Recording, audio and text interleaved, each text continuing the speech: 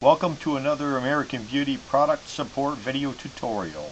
Okay, American Beauty model 10587 handpiece, and this is rather important, and we have this discussion a lot via telephone, is changing out the electrodes in the handpiece.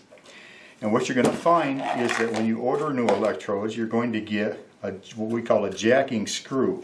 The process when you're doing this is ever so important that you don't overjack this screw when you put it in here, because the mechanical connection is actually the springability of the steel itself, cut at an appropriate angle and depth to accommodate the electrode. And what happens is it's slightly tensioned. So what we do is we put a jacking screw in there. I don't want to over tighten this no matter what I do. Start to get a little resistance there. So I can see down in here in my slot. And right there I just bottomed out. So now I know I'm at my starting point. So again, I want to give it about an eighth of a turn.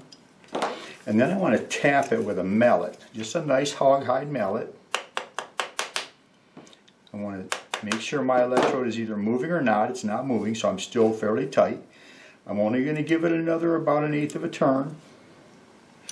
All I want to do is loosen the tensioning on there so that it'll slide out like so. Then I'm going to take my new electrode, and without making any other adjustments, I'm going to tap this back in with my hog-hide mallet. And what you're looking for, you see a radius in here. You want to bottom out at the half point of the radius. That's a fully seated electrode. That's where you want it.